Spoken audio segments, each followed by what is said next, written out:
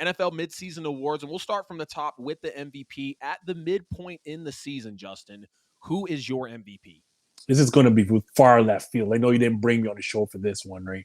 And I know a lot of people had their Patrick Mahomes and Josh Allen, but the problem with those two for me is that as much as I love Patrick Mahomes, especially, they have two games that I just can't get out of my mind. And Yeah. one is that Denver game that Patrick Mahomes had. Granted, he had the flu. And for Josh Allen, and for Josh Allen, we can't forget how he handed the New York Jets that game on the opener, like with those 4 turnovers, 3 interceptions, and a fumble. Right. So you ready for this one? Yeah, let's go for it. Lamar Jackson is my midseason MVP so far. Hey, And nothing wrong with that.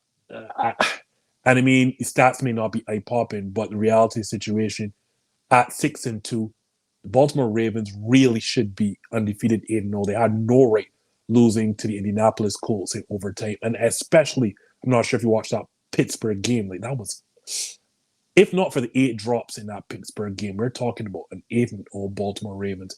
And I know you've heard the criticism. Lamar Jackson can't be a pocket passer. He's not accurate for the pocket. He is not accurate in his deep balls. And no, the progression has shown like that is no longer true. Like the offense is now starting to change a gear. And this is without a great chemistry without Odell Beckham Jr. And at some point, they're going to get that chemistry down pat. Yeah. Right now, and I'm not saying a runaway. I have it between him and Patrick Mahomes. I'm going to lean towards Lamar Jackson. That's totally a fair claim, man. I think he is definitely in that conversation without question. My MVP, I'm just going to go ahead and put it out there. It's going to be Tyreek Hill for me. This man is on pace to have the most receiving yards ever in an NFL season. Right now, 61 catches, 1,014 yards, and 8 touchdowns halfway through the NFL season. You mentioned Patrick Mahomes. I think he is the best quarterback in the league right now. I do think he's playing at the highest level. So if it were to be a quarterback for me, of course, I would give it to Patrick Mahomes. You talk about Lamar Jackson. We've looked at Josh Allen, of course, Tua as well. But I think when we talk about the cream of the crop, Patrick Mahomes would be the one here to take it home. Again, my pick is Tyreek Hill. You also look at Christian McCaffrey, though, halfway through the year, 944 all-purpose yards and 13. Yes, Christian McCaffrey has 13 touchdowns already this NFL season. So again, I could, narrow it down to Patrick Mahomes, Christian McCaffrey, or Tyreek Hill. We haven't seen a running back or a non-quarterback win it since 2012, excuse me, of course, when Adrian Peterson came out, did his thing about 9 months after the ACL and just came a few yards short of the NFL season rushing record. But my pick here will be Tyreek Hill. Let's get into the offensive player of the year. The guy you just mentioned, Tyreek Hill. There is, like, you keep hearing the same thing over and over all these talk shows, including First Take. Who's the most dangerous player in the NFL? Yeah. No one tilts the field quite like Tyreek Hill, like no one. And the Miami offense, like no, even I know they have Mostert and I know that they have Jalen Waddle, but the primary reason for this is Tyreek Hill. Like you saw what they were before him, and he's come here and it's added that extra dimension. Even when you put 2 safeties over the top, that doesn't matter because what he does, he runs underneath, and then once he catches the ball, right, and what Mike McDaniel's been able to do, right, that's so smart, is that they put him in motion. So then by the time he gets the ball, he already has a head of steam, or when the ball is snapped, he has a head of steam. And we know you can't stop Tyreek Hill with a head of steam. You already dropped the stats, so there's no need to go any further other than to say 90% or 95% of the receivers in the NFL do not have these stats, far less at half, at the midway point, Adam. Understand, 95% of the receivers are not going to finish a year with the stats he currently has. Right. And he still has another, 9 games to go? It's absolutely crazy. Yeah, so I did the math. He's on pace for 16 touchdowns, 120 catches, 2,200 yards. That would by far be the best NFL season for a wide receiver in history. You see Calvin Johnson, I think 1964 it was. Not the year, but the amount of receiving yards that he had. Fred, appreciate you jumping in. We're going to get to Defensive Player of the Year in a minute. Talking about that's a good one. Called? Talking about the MVP though, Tua. That is a good claim, man. I can't knock you for that. My only thing with Tua is he does not perform well against higher competition, and I think for you to win an award like that, you got to be able to conquer those. Tyreek is my pick, but wide receivers don't get MVP. But I'm telling you, he would be the one. Tyreek Hill would be the one to get MVP if he has the best wide receiver season of all time. He might not win the Triple Crown where it's catches, yards, and touchdowns. But I think Tyreek Hill right now is definitely MVP. Offensive Player of the Year, I'm going to double down, go Tyreek Hill as well, just like we saw his former teammate Patrick Mahomes win MVP the first time, double down and win Offensive Player of the Year as well. And it's very I similar. want I want to put in an honorable mention, right, for this, right, like a 1B, and that's AJ Brown. The Yes, season that AJ Brown is having in Philadelphia, and I know this crazy. primarily because he's on my fantasy team, and my word, like is I can pencil in 120 yards every single game Every and week. and a touchdown. And Yeah. what he is doing is currently right now rivaling Tyreek Hill to think about what's going on. Yep. And it's not like you don't know what Philadelphia is coming to do because they're not as run heavy anymore. So you know this ball is going to AJ Brown, and the mere fact he's so physical at the line at the point of catch. Whew. Yeah. Tyreek is disgusting, man. I mean, you say how they're talking about on ESPN and First Take, the most dangerous player in the league. Tyreek, I think he is the best player in the NFL right now. Love how you give the honorable mention to AJ Brown, and I even think Christian McCaffrey could be in this conversation as well because he's on pace for 1,800 all-purpose yards and 26 total touchdowns. He's got 9 on the ground right now, 4 through the air. So you just got to appreciate what these guys are doing. On to Defensive Player of the Year, like Fred was mentioning, he said Myles Garrett, but Justin, what do you say? It's so hard, right? Every week I flip flop between two players, and Myles Garrett is one, and the other is Micah Parsons. And for right now, having seen the latest performance, I'm going to give the slight edge to Myles Garrett. Um, First, I'm going to start with a little soliloquy on on Micah Parsons because I honestly believe right, Micah Parsons is a top 5 player in this league and not even number 5. Like this kid is ridiculous. I've seen teams game plan by throwing chips, double teams, and it does not matter. Like either Micah Parsons is getting the quarterback or the attention paid to him is forcing somebody else to get the quarterback. Yep. But I can't also put out my mind what I saw Myles Garrett do by jumping an entire line and blocking a punt. And like when you're on, like when you're also having an impact on special teams, right? Like this is absolutely crazy. So like if you tell me Micah Parsons, if you tell me Myles Garrett, I don't think there's a wrong answer there. These two are for me the elite defensive players in the league right now. Like maybe you throw TJ Watt on their level, but it's those three and no one else. Yeah. You talk about TJ Watt. I think he's a guy that's sneaking in the conversation for me. Micah Parsons is definitely up there because of his versatility. I think that can give him the edge to win the award. Plus, he plays for the Dallas Cowboys. He's been top 2 every year. He's been in the league. He came in second in his rookie year in Defensive Player of the Year, narrowly loses it to Nick Bosa last year. But yeah, Micah Parsons is definitely up there. Myles Garrett is also a great name that you throw out there too, 8.5 sacks. TJ Watt right now, 9.5 sacks at this point in the season. My true pick would be TJ, but Micah, with his versatility, with the way he's able to cover some, his speed, his strength is crazy. And him and TJ do match up on that level. But I think when it comes to overall versatility as a player, Micah takes the cake. And I think that's what's going to get him the award. So again, I think Micah will win, but my personal pick will be TJ Watt. Let's get to the offensive rookie of the year. Ooh, I forgot all about this actually been done this, so I'll let you go ahead. Sorry about that. I No, forgot. you're I missed good. that No one. worries. I'll throw some names out to you. We got CJ Stroud, Puka Nakua, of course, Jordan Addison, even Devon A. Shane, Oh, um, stop this, stop Jameer this. Gibbs, Bijan Stop. Robinson. Hold on. Stop this. I can't believe I'm actually debating this CJ Stroud. Like when you start a season, right, breaking a rookie record of most passes Appreciate you, prior bro. to without interception. Like this is a walk in the park right as it is right now. And you mentioned some great names. And I think your hometown team is doing a He threw one disservice. pick against them boys right there. Your hometown team, though, has done a disservice to Bijan Robinson because when he came out in the draft, I told people this should be the offensive rookie, and he is going to be a top 5 running back immediately. But Arthur Smith is currently so clueless, but that's another conversation for another time.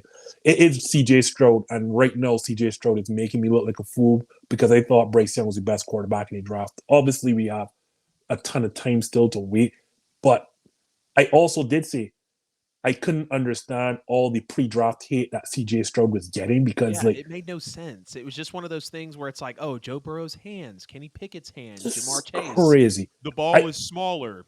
Best rookie wide receiver season we've ever seen. And then all we're talking about is look at all these wide receiving talent that he's had, Chris Olave and Yeah. Marvin Harrison Jr. No, the kid is just that good, and he's proven it. And I said there were two good quarterbacks in this draft. I just didn't know that CJ Stroud was a better fit too. Yeah. Yeah, CJ Stroud was my QB1 coming in. Bryce, I do believe, was a little more talented because I thought he could create a lot off script, and I don't think CJ had to do a lot of that. But Bryce is very small. We've already seen him miss time this year, and I was very nervous with him coming in. We thought Kyler Murray was small. Bryce Young is smaller. We thought Baker Mayfield was small. Bryce Young is much smaller. Baker Mayfield has some meat on his bones. Kyler Murray got in the weight room, and if Bryce can do that, then I think he can have a lot of success in this league. But you talk about CJ Stroud, going to be my offensive rookie of the year as well, on pace for 3,600 yards, 18 touchdowns, 2 interceptions. Not, very gaudy numbers, but to imagine a rookie throwing less than 5 interceptions on the year, I think he'll get up there in some interception totals, but it's all still to be, kind of seen.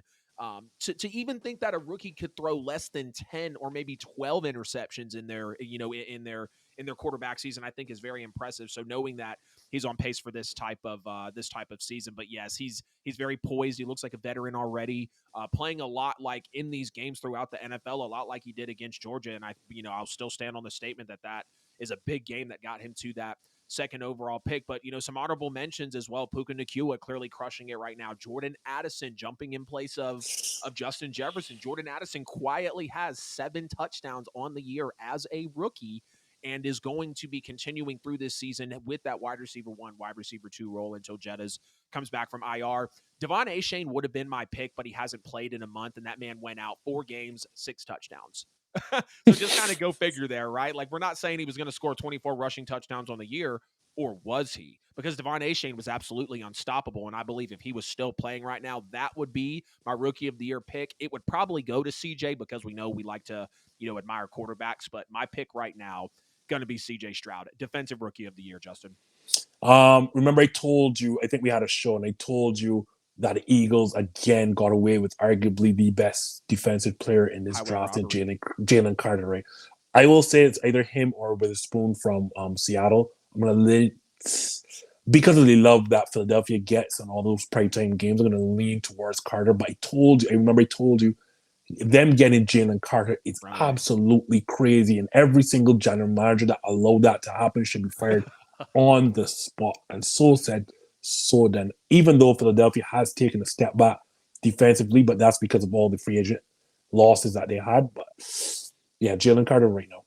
Yeah, I think Jalen Carter's the runaway as well. You mentioned Spoon. I think if Spoon was a little healthier, because the Seahawks are performing, right? They're 5-2, first in the NFC West. I just think if Spoon was a little healthier, he'd get some more consideration. But I think Jalen Carter is by far and away the guy right now. Of course, we look at Will Anderson, a little disappointing. He's only had 1 sack, and that was literally in week 1. Hasn't had anything else in terms of getting to the quarterback. And that might not necessarily be 100% his job, but he was the best player in the draft, in my opinion. He came in as the best edge rusher, the best defensive player. I mean, he had a laundry list of things he was able to do. Going to stay with Jalen Carter, though. His pressures, the way he gets to the quarterback, the way that he can defeat the offensive lineman's moves, get through the pass block, get through the run block. Jalen Carter is the complete package. And realistically, I'm trying to think of a comp for him right now. I'll just keep moving so I don't hold us up. But Jalen No, you're Carter good. is definitely a specimen to be desired in the NFL. And I agree with you. Every GM that passed on him should just be like, "What are you doing?"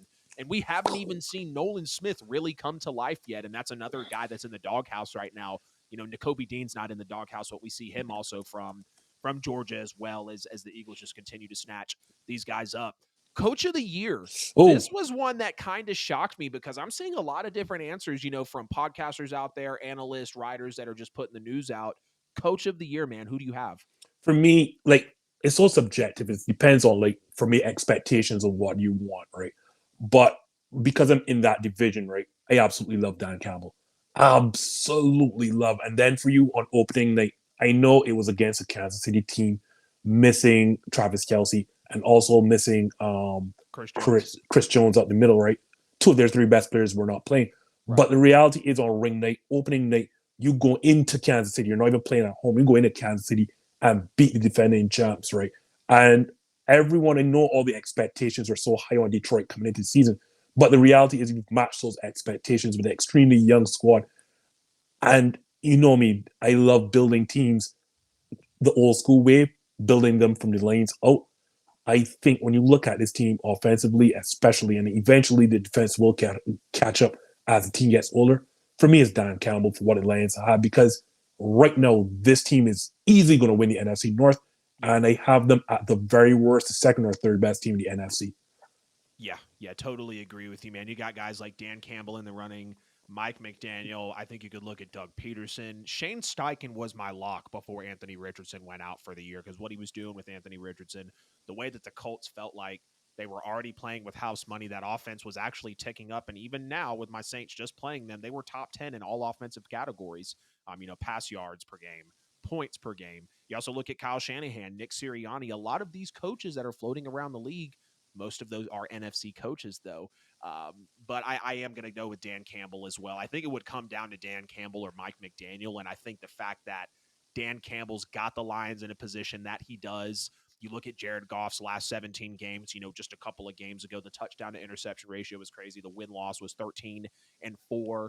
So he's really got this team where they need to be, and knowing the defensive players that they have in a Brian Branch, in an Aiden Hutchinson, everybody in that linebacking core, the people that they're going to continue to bring in and develop. You love Mike McDaniel, though, no question. We see what he's done with Miami, but I believe the overturn, or excuse me, the haul that Dan Campbell had to bring into Detroit, and overall that load was heavier to lift, in my opinion, than the Miami Dolphins. So I'm going to go with Dan Campbell, but I wouldn't be shocked if Mike McDaniel did win. This might be the lock for everybody. Comeback Player of the Year. And Oh if you don't go shit, DeMar, it's okay because we know it's his award. And if you want to do a honorable mention, that's cool. we said it, so there's nothing else to say. Yeah, DeMar will win, no doubt. I like TJ Watt to win this one, though. I know TJ didn't play a whole lot of games last year. Yes, he did get 10 under his belt. We saw what he was able to do in those 10 games. Lamar Jackson, Tua also have good cases as well because we saw both of them go down with injury last year. They're both in the MVP conversation. They are both falling out at the quarterback position. No question, though, DeMar's going to win it. You literally can't come back any more than literally coming back to life on the field and saving your life and being able to play another football game. But I like TJ Watt to win this one, so that'll be my alternate pick, but this is probably the biggest lock for comeback player of the year, maybe ever.